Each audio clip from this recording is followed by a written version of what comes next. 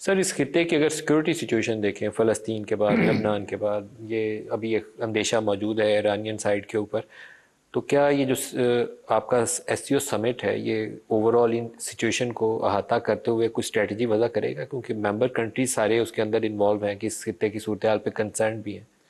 देखिए, जो कम्युनिके होगा जॉइंट, सारी एससीओ के जो पैटर्न है वो सेक्रेटरी जनरल, जो आफ्टर ख़त्म हो जाएगा जब सारा डिस्कशन डिबेट इवेंट, तो फिर एक कम्युनिके इशू होता है जो होस्ट कंट्री की तरफ से मैं और सेक्रेटरी ओआईसी की तरफ से सेक्रेटरी जनरल, तो हम विल टॉक टू प्रेस की जो बातें हुई थी इंशाल्लाह आपसे शेयर करेंगे जो भी ये रिजॉल्व होगा। एससीओ के साइड लाइन पे आप नहीं नहीं, होगा? एससीओ ये के एससीओ का ही होगा मुकम्मल होने के मुकम्मल होने ऊपर के बाद? एससीओ ये स्टैंडर्ड प्रैक्टिस है कि होस्ट कंट्री और जो ओआईसी का सेक्रेटरी जनरल है उसके अंदर आप वजाहत करेंगे उसके वो अपने जो वो भी। फिर प्रेस से शेयर करते हैं कि जी क्या हमारा कम्युनिके है।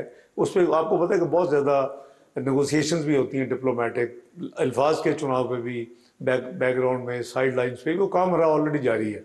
तो उस पर आप कई लोगों की अपनी आर्टिकुलेशन होती है, कई दूसरे ममालिक को एक्सेप्टेबल नहीं होती।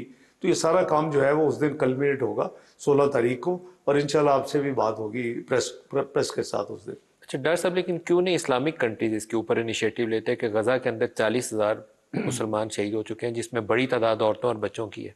लेबनान की सूरत हाल इस वक्त वल्नरेबल है, सीरिया में अटैक हो रहे हैं, यमन की सूरत हाल वल्नरेबल है, ईरान का खतरा सर के ऊपर मौजूद है। तो क्यों नहीं एक इस्लामिक इनिशिएटिव जो है, इस्लामिक कंट्रीज आगे बढ़ते हैं और इसके ऊपर बात करते हैं? मैं अभी आपको शेयर करता हूँ जी। एक तो यह है कि पहले पाकिस्तान की बात कर लेते हैं, फिर इस्लामिक कंट्रीज की बात कर लेते हैं। जहाँ तक इस गवर्नमेंट का ताल्लुक है, मेरा ख्याल है जितना फोर्सफुल पाकिस्तान ने ओआईसी के फोरम पे, यूनाइटेड नेशन के फोरम पे, डी8 के फोरम पे, अम्मान में जो special king of Jordan, president of Egypt, UN secretary general ने इसी सब्जेक्ट पे किया, और फिर एक emergency council of foreign minister का इजलास जद्दा में हुआ। यूएन में प्राइम मिनिस्टर ने जितनी फोर्सफुल बात की आपको पता है, आवाम ने उसको अप्रिशिएट किया। बाकी जितने फोरम मैंने गिनवाए हैं, OIC Gambia, followed by D eight Istanbul, और फिर अम्मान, तीनों के initiative, king of Jordan, president Egypt, UN secretary general उधर भी, फिर जद्दा में भी। हमारा बड़ा क्लियर स्टैंड है कि ये जेनोसाइड है, इसको फौरी तौर पे बंद होना चाहिए। और इसके साथ साथ हम ये भी कहते हैं कि जो वन स्टेट जो पैलेस्टीन को होना चाहिए establish with Al Quds its capital, ये हमारी बड़ी क्लियर गवर्नमेंट पॉलिसी है इस गवर्नमेंट की, फॉर श्योर आपने देखा होगा, और हम उसी को ही रिट्रेट करते हैं तमाम ग्लोबल फोरम्स पे। और इसके साथ हम प्रैक्टिकल भी कर रहे हैं। 10 कंसाइनमेंट पाकिस्तान से जा चुकी हैं, उसमें अल खिदमत भी अपना कर रहा है, गवर्नमेंट भी अपनी कंट्रीब्यूट कर रही है। पहले हम इजिप्ट के जरिए भेज रहे थे, इजिप्ट के जो हमारे कॉन्वॉय आगे जो सामान जाता था उसमें मसाइल आ रहे थे।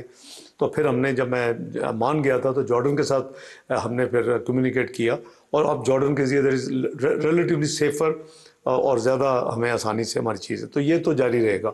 इसके साथ ही आपने देखा कि पिछली कैबिनेट मीटिंग में एक प्राइम मिनिस्टर ने फ़लस्तीन और लेबनान के लिए एक रिलीफ फंड कायम किया है। आम पब्लिक लोग जो है उसमें अपने डोनेशन वगैरह। सर, ये तो रिलीफ एफर्ट है ना, असल तो हाँ, वहाँ जो खून रेजी है उसको रोकने वो के लिए पाकिस्तान, सऊदी अरब, मैं तुर्की, वो मलेशिया, इंडोनेशिया, ईरान, इन सारों को बढ़ के आगे इनिशिएटिव लेना चाहिए। ये जितने बारिंग ओआईसी जो कि एक heads of government, head of state के लिए का समिट था, उसके अलावा जितने मैंने आपको गिनवाए हैं, जो डी8 है या अमान है या जद्दा है, ये सारे के सारे ये स्पेसिफिक वन पॉइंट एजेंडा था। और अभी फिर मेरी थोड़ी देर पहले बात हुई है सऊदी अरेबिया से, और ईरानी सदर साहब से बाई दी वे मुलाकात कल हुई, और मैंने उज़्बेकिस्तान, कजाकिस्तान, किर्गिस्तान, ईरान, इन सब फॉरेन मिनिस्टर से भी साइड लाइन पे मैंने ये डिस्कस किया।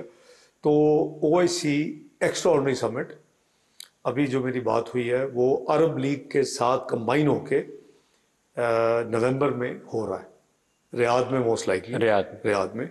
और यही एजेंडा होगा जो आप फरमा रहे हैं। लेट्स होप कि मुस्लिम कंट्रीज इस पे असर्टिव रोल हाँ प्ले करें और लीड बिल्कुल, रोल में। हाँ, आमीन आमीन इंशाल्लाह। सर कुछ सियासत में अगर इजाज़त हो तो सियासी मामला भी आपसे कर लें, क्योंकि पाकिस्तान में एक तरफ तो ये समिट हो रही है, बहुत खुशाइंद है, लेकिन जो पॉलिटिक्स है उसमें हमारे यहाँ वो जो भूचाल सा रहता सियासत है से ना पहले हमेशा। आप देखें ना, हमने ऑल पाकिस्तान पार्टी कॉन्फ्रेंस भी की है ये गजा के लिए, गजा के लिए और एक जमात ने उसका बाइकआउट भी किया। जरा आप उनको थोड़ा सा सरमन दिया करें ना अपने प्रोग्रामों में सर, कि हमारा ये जो सियासी भूचाल है वो ख़त्म नहीं होता। ये अभी सियासी समिट हो रही भूचाल है। एक पार्टी की जिद की वजह खत्म नहीं हो रहा। देखें, they must admit their mistakes. ये 2014 का है तो उन्होंने मुल्क का बेड़ागर्क किया। एक साल चाइनीज प्रीमियर लेट आए, सी पैक एक 1.5 साल डिले हुआ, अभी 9 मई का आप ले लें वो आपके सामने है, अभी एबीसी ले लें। तो क्या चाहते हैं? अब ओएसी ले लें, अभी अनाउंस कर दिया कल 15 को हम धरना देंगे। किस चीज़ का धरना? आप चाहते हैं कि ये इवेंट्स ना हो? शर्मनाक बात है मलक साहब। सर मैं तो वैसे धरनों वाली सियासत से थोड़ा सा वैसे ही बेजार हूँ, हाँ जी लेकिन एक काम आपको भी करना चाहिए जी। कि आपने उसको 20 तक मुलाकातों पे पाबंदी लगाई हो, मिलने दो उसके लॉयर्स को, उसकी फैमिली को। मेरा तो ख्याल में दोनों को इंगेज करना चाहिए। लड़ाई मसलों का हल नहीं होती, लड़ाई तो फसाद की तरफ ले देखें, जाती है। आपने देखा कि अभी कराची में जो इंसिडेंट हुआ चंद रोज पहले, उसकी फैमिली तो धमाका नहीं करेगी सर, नहीं जाके नहीं, उसकी फैमिली को तो मिलने मैं दो। वैसे अर्ज कर रहा हूँ, दे ओवरऑल सिक्योरिटी है ना। उसके बाद आप देखें कि कल बलूचिस्तान में 20 लेबर बेचारे शहीद हो गए, उनको मार दिया गया। तो हमें इस वक्त आपके मेहमान हैं, मैं फिर कह रहा हूँ 27 साल के बाद पाकिस्तान इज लकी कि जी ये इवेंट हो रहा है पाकिस्तान में। सर यहाँ धींगा मुश्ती नहीं होनी चाहिए, लेकिन वहाँ आपको भी यहाँ फ्लेक्सिबिलिटी दिखानी चाहिए। इनको उसको वेलकम करना चाहिए था, बिल्कुल करना चाहिए। वेलकम करना चाहिए था। तो किस चीज़ का खौफ है कि एससीओ पाकिस्तान में होगी तो क्या नुकसान होगा? आप क्या मैसेज देना चाहते हैं? What sort of political party you are?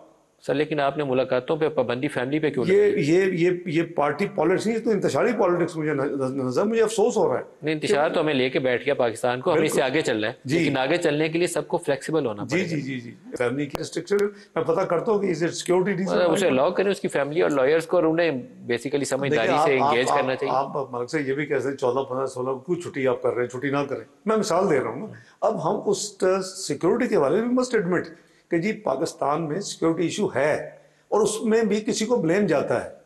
जब 20 14 15 16 आपके हमारे मेरे प्रोग्राम होते थे, जब हम 100 बिलियन के नज़दीक हर साल खर्च करते थे, इस टेररिज्म का कला कमा हो गया था, ज़रब अज़ब, फिर रद्दुल फसाद, फिर सिक्योरिटी ऑपरेशन कराची, तो आपने देखा कि मुल्क में अमन आ गया था। दी टेररिस्ट इंसिडेंट्स कंपेयर टू 2013 20 16 17 तक इज अबाउट 5%। तो आपने क्यों फिर आपने जाके ये खोला, और जो लोग यहाँ से हज़ारों में गए होते उनको वापस आने दिया? आपने क्यों क्रिमिनल्स को 100 से ज़्यादा को अपना जो हार्ड क्रिमिनल्स थे, जो सवात के इंसिडेंट में इन्वॉल्व थे, जो एपीएस में इन्वॉल्व थे, इस तरह के लोगों को क्यों आपने किया? को पूछेगा उनसे। वो है दे हैव रीऑर्गेनाइज्ड देमसेल्फ। ये ऐसे ये स्पाइक नहीं आई। वो जो आपके 35-40 हज़ार एस्टिमेटेड हैं जो वापस लोग आए हैं उस जेस्चर की वजह से, और जो आपने वो एक किस्म 100 कमांडर आपने उनको दे दिए कि जी अब लीड करें जाके। ये हमारी अपना कसूर है। मैं ब्लेम गेम में आपको नहीं पड़ता, लेकिन अफसोस है कि खुदा के लिए पाकिस्तान का सोचें। क्या मसला होगा कि आपको चांद साल हुकूमत में नहीं आएंगे? भाई ये एक साइकिल है, आना जाना है, जो अल्लाह को मंजूर है जिसको ना। तो मुल्क के लिए अगर मुआशी इशारे बेहतर हो रहे हैं अभी महंगाई में, कुड भी कंसीव कि आज से 1.5 साल पहले के 30% की महंगाई 7% पे आ जाएगी? वी कुड भी कंसीव कि पॉलिसी, लेकिन हमारा मैनिफेस्टो था। आज भी आप पढ़ लें। डॉक्टर साहब ये गुफ्तगू जारी रहेगी, एक ब्रेक का वक्त हो गया जी, हमारे साथ रहिएगा।